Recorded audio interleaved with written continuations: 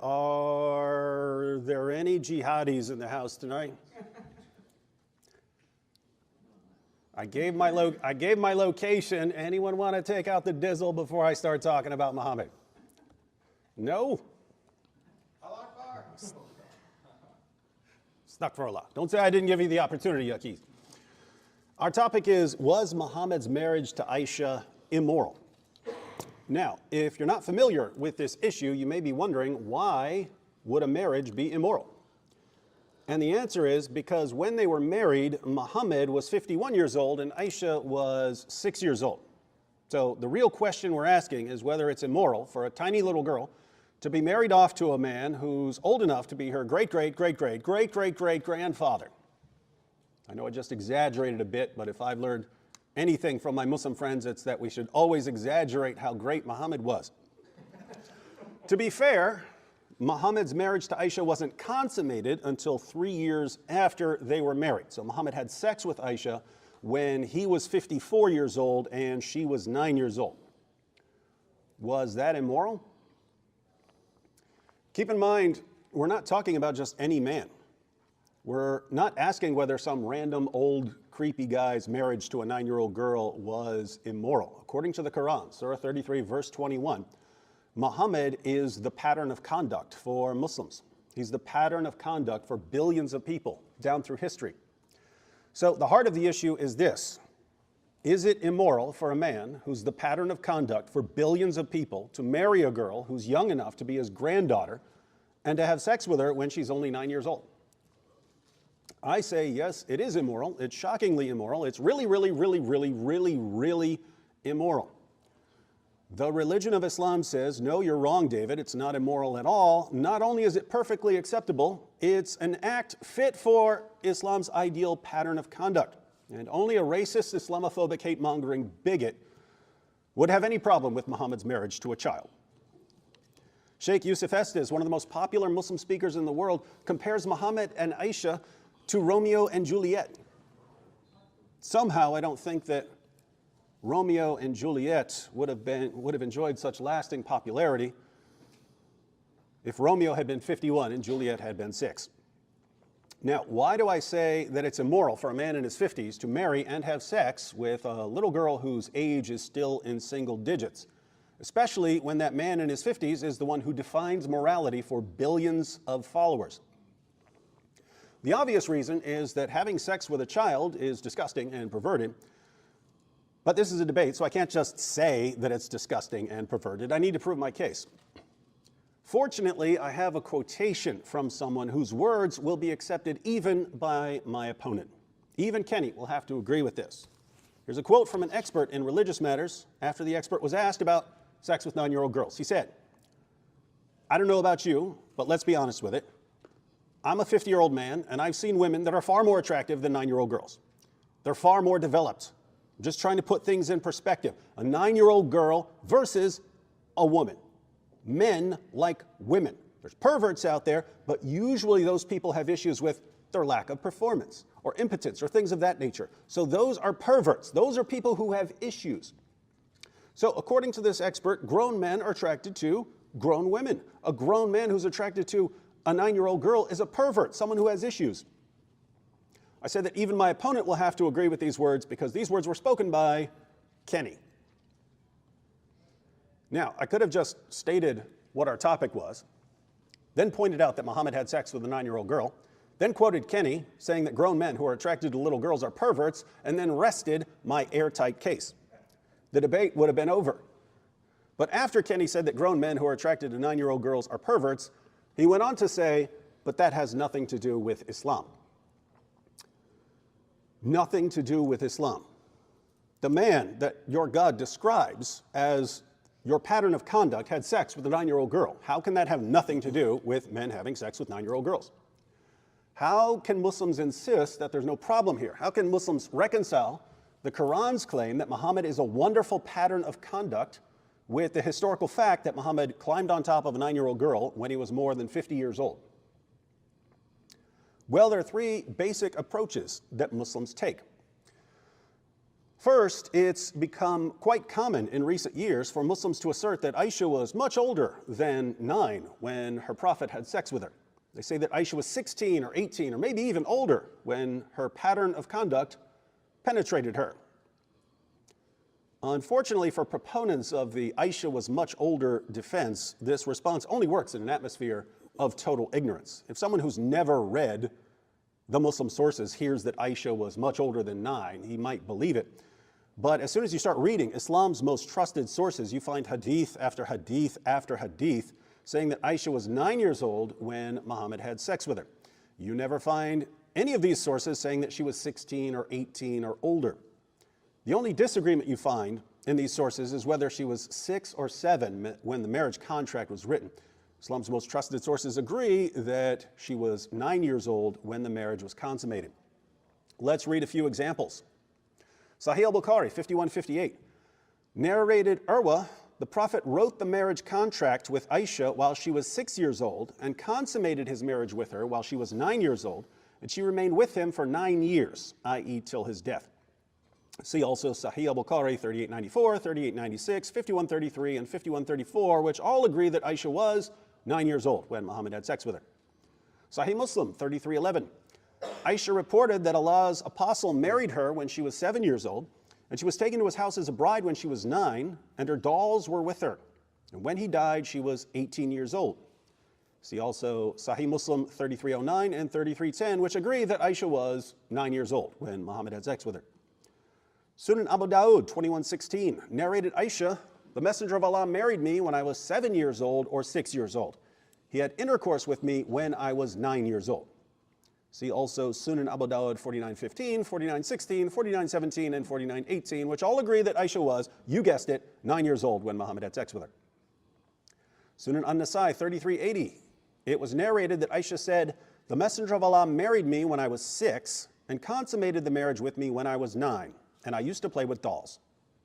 See also Sunan An-Nasai 3257, 3258, 3259, 3260, and 3381, which all agree that Aisha was, once again, 9 years old when Muhammad had sex with her. Now, we could continue by going through Sunan Ibn Majah, the history of At-Tabari, and so on, which all agree that Aisha was 9 years old when Muhammad had sex with her. But instead of continuing with even more sources that say that Aisha was 9 years old when Muhammad had sex with her, let's take the time to go through all the Muslim sources that say that Aisha was 16 or 18 or older when Muhammad had sex with her. And we're done, because there are none. We can sum up the testimony of the Hadith and Sirah literature with a quote from Ibn Kathir, one of the most respected Islamic scholars of all time. In his 4-volume biography of Muhammad, Ibn Kathir quotes Urwa ibn al-Zubair, Aisha's nephew, who says that Aisha was 9 years old when Muhammad consummated his marriage with her. Then, after quoting Urwa on the age of Aisha, Ibn Kathir says this. His statement, he contracted marriage with Aisha when she was 6, thereafter consummating with her when she was 9, is not disputed by anyone and is well established in the Sahih collections of traditions and elsewhere. When scholars disagreed on an issue, Ibn Kathir would draw attention to the disagreement. But when it comes to Muhammad having sex with Aisha when she was 9 years old, Ibn Kathir says that it's not disputed by anyone. Ibn Kathir would roll over in his grave if he heard modern Muslim scholars and apologists saying that Aisha was 16 or 18, all to make Muslims feel better about their prophet. I think our Muslim friends should take the advice of Sheikh Yasser Qadhi, who rebuked Muslims who lie about the age of Aisha. He said, O Muslims, don't apologize for the truth and don't distort the truth. There are Muslims that try to deny this. Oh, he didn't marry Aisha as a young girl. Yaqi, look, it's not the way forward. We don't lie for the sake of our religion. Astaghfirullah. We have the truth. We're not going to cover up the truth if people find it embarrassing. This is the reality. Deal with it. Our prophet married a young girl and it was fine for the time. How old was she? 9 years old. Anyone who says otherwise is either ignorant or deceptive. Second, since the Aisha was much older defense is doomed to failure, other Muslim apologists acknowledge that Aisha was 9 years old, while insisting that she was an early bloomer and had reached puberty and was already very mature when Muhammad took her to his bed. This is the defense of people like Ali Dawa, who was caught on video saying that if his daughter started menstruating at the age of 9, he would tell her that she's ready to get married. We'll call this the old enough to bleed, old enough to breed defense. There are three main problems with the old enough to bleed, old enough to breed defense. One, getting your first period doesn't mean your body is ready to start having kids. Two, Aisha hadn't reached puberty when Muhammad had sex with her. And three, the Quran allows men to have sex with girls even before they've reached puberty. Let's go through these. Does a girl getting her first period mean that she's ready to start having kids? No, puberty is a process that takes time. It takes time for a girl's hips to widen. It takes time for a girl's birth canal to widen. It takes time for a girl's breasts to develop. It takes time for a girl to grow from a child into an adult. When a man gets a young girl pregnant, he's putting both the girl and her baby at risk. Rates of toxemia, sepsis, obstructed and prolonged labor, hemorrhaging, and fistulas all increase significantly for very young mothers. The babies born to these young mothers have higher rates of infant mortality, premature birth, and low birth weight. What's the solution? It's simple. Don't have sex with a girl until she becomes a fully grown woman. And yet we find popular Muslim apologists promoting child marriage even for their own daughters. Why? Because obstetricians think it's a good idea? No, because their prophet married a child. So just because a girl reaches puberty doesn't mean a grown man should pounce on her. But had Aisha actually reached puberty when Muhammad had sex with her? No, she hadn't. The English translation of Sahih al-Bukhari includes some parenthetical commentary from Ibn Hajar al-Asqalani. Listen to Sahih al-Bukhari 6130. Narrated Aisha, I used to play with dolls in the presence of the Prophet, and my girlfriends also used to play with me. When Allah's messenger used to enter my dwelling place, they used to hide themselves, but the Prophet would call them to join and play with me. Playing with dolls and similar images is forbidden, but it was allowed for Aisha at that time, as she was a little girl not yet reached the age of puberty. Did you catch that? Not only did Muhammad like to watch his child bride Aisha play with her little friends, he also liked to watch her play with dolls. But dolls are considered images in Islam, and images are forbidden. So why was Aisha allowed to play with dolls in the presence of Muhammad? The passage tells us she was a little girl who hadn't reached the age of puberty. Images were forbidden, but since prepubescent girls hadn't reached the age of moral accountability, the rule didn't apply to them. With this in mind, listen once again to Sahih Muslim 3311, which we read earlier. Aisha reported that Allah's apostle married her when she was 7 years old, and she was taken to his house as a bride when she was 9, and her dolls were with her. And when he died, she was 18 years old. She was still playing with dolls when she was taken to Muhammad's house so that he could consummate the marriage. But only prepubescent girls were allowed to play with dolls. Yes, the Prophet of Islam, Islam's pattern of conduct, had sex with a prepubescent girl. And why wouldn't he? Since the Quran itself allows men to have sex with prepubescent girls. According to the Quran, a Muslim man can marry, have sex with, and divorce a girl all before she's reached puberty. In Surah 65, verse 4 of the Quran, Allah gives rules for divorcing women and girls who don't have a monthly menstrual cycle. Earlier in the Quran, Allah had declared that if a man divorces a woman, there's a waiting period before the woman can get married again. The waiting period was 3 monthly menstrual cycles. The idea was that there should be a waiting period in between husbands so that if the woman had a child, there wouldn't be any confusion as to who the father was. But Muhammad's followers eventually asked him, what about women and girls who don't have a monthly menstrual cycle, either because they're too old, or because they're too young, or because they're pregnant? And Allah says in Surah 65, verse 4 of the Quran, that if a man divorces a girl who's too young for a monthly menstrual cycle because she hasn't reached puberty, The girl has to wait 3 months before she marries another man, not 3 menstrual cycles. The girl doesn't have a menstrual cycle yet. She waits 3 months instead. So according to the Quran, a man can marry a prepubescent girl, then have sex with her, then divorce her, then pass her on to the next man who can marry her, have sex with her, and divorce her, all before the girl has ever reached puberty. If you think I'm wrong about what Surah 65, verse 4 of the Quran is saying, by all means, read the commentaries. Read Ibn Abbas, read Ibn Kathir, read Tafsir Jalalain, read modern commentators like Maududi. Even popular Muslim speakers like Muhammad Hijab admit what this verse is saying. Muhammad Hijab says that if we didn't have the hadith, if we didn't know from the hadith that Muhammad waited until Aisha was 9 years old to have sex with her, if all we had to go on was the Quran, we would assume that men can have sex with 5-year-old girls, because Surah 65, verse 4, allows sex with prepubescent girls. So the Quran allows sex with prepubescent girls, and Muhammad had sex with a prepubescent girl. This means that as reprehensible as people like Ali Dawah are when they present the old enough to bleed, old enough to breed defense, Muhammad and the Quran are actually much worse. As disgusting as it was to hear Ali Dawah say that if his daughter started menstruating at 9 years old, he would tell her that she's ready for marriage, Muhammad and the Quran are worse, because they say, why wait till she starts menstruating?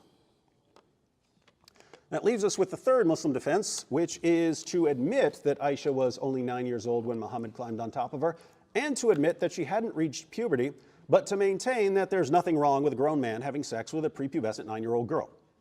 That is the true position of Islam, and it's the only defense that's consistent with Allah's commands in the Quran and Muhammad's example in the Hadith.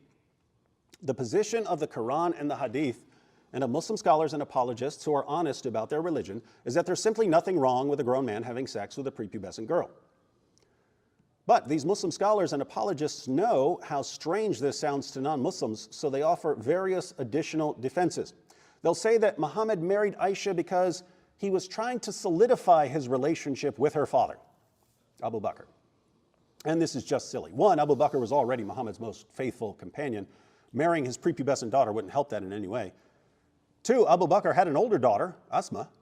Muhammad had simply wanted to create some family ties. He could have married the older daughter who had already reached puberty.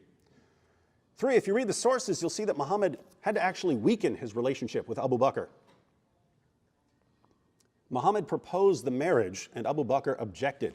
He said, but we're brothers. In other words, we're so close that marrying Aisha would be like marrying your own niece. And Muhammad replied, we're only brothers in religion. Aisha is lawful for me. Far from showing Abu Bakr how close they were, Muhammad's marriage to Aisha pushed Abu Bakr further away. Not a good defense.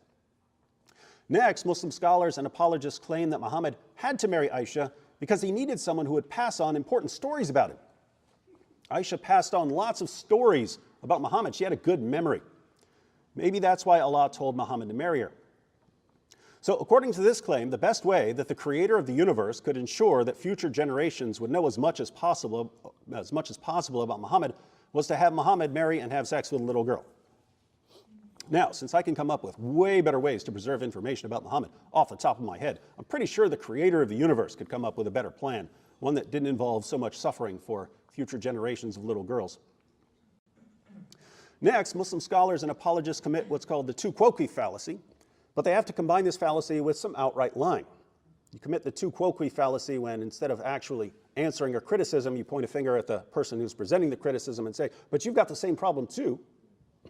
It's a fallacy because even if the person has the same problem, this doesn't mean that there's no problem. It would only mean that you both have the same problem. Very common fallacy.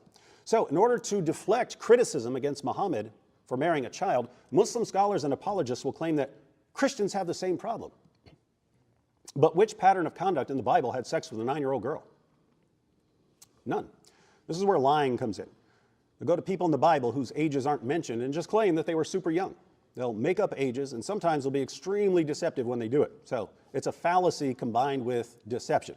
These Muslim scholars and apologists are basically saying, if you tell the truth about Muhammad, we'll lie about people in the Bible. Interesting tactic. Next, Muslim scholars and apologists commit the argumentum ad populum fallacy, which is also called the bandwagon fallacy. If you've ever caught your kids doing something they're not supposed to be doing, you've heard the bandwagon fallacy. But everyone's doing it, So Muslims will defend Muhammad by saying that lots of people down through history married young girls. This is another strange response because morality in Islam isn't decided by popular vote. Islam condemns drinking alcohol. If someone replies, well, lots of people down through history drank alcohol, so it can't be wrong, will Muslims accept this as a refutation? Of course not, so why use the bandwagon fallacy here? Finally, if nothing else works, Muslim scholars and apologists will commit the ad hominem fallacy. If you say that it's wrong for a grown man to have sex with a little girl, they'll just call you an Islamophobe, as if the only reason anyone could ever object to a grown man having sex with a little girl is some irrational fear of Islam. This is always a good time to remember the Andrew Cummins definition of Islamophobia. Andrew said, Islamophobia is a word created by fascists and used by cowards to manipulate morons. Sorry, Muslim scholars and apologists of the world, but you're not going to convince us that having sex with children is okay by calling us names. So, was Muhammad's marriage to Aisha immoral? Is it immoral for a man who's the pattern of conduct for billions of people to marry a girl who's young enough to be his granddaughter and to have sex with her when she's only 9 years old? I obviously think it's immoral, and I'm sure most of you do as well, but maybe we're wrong. Maybe we're wrong and it's okay after all. Maybe Kenny can show us that we've made a mistake. It'll be a terrifying day for the young girls of the world if Kenny makes a good case here, but let's hear him out anyway.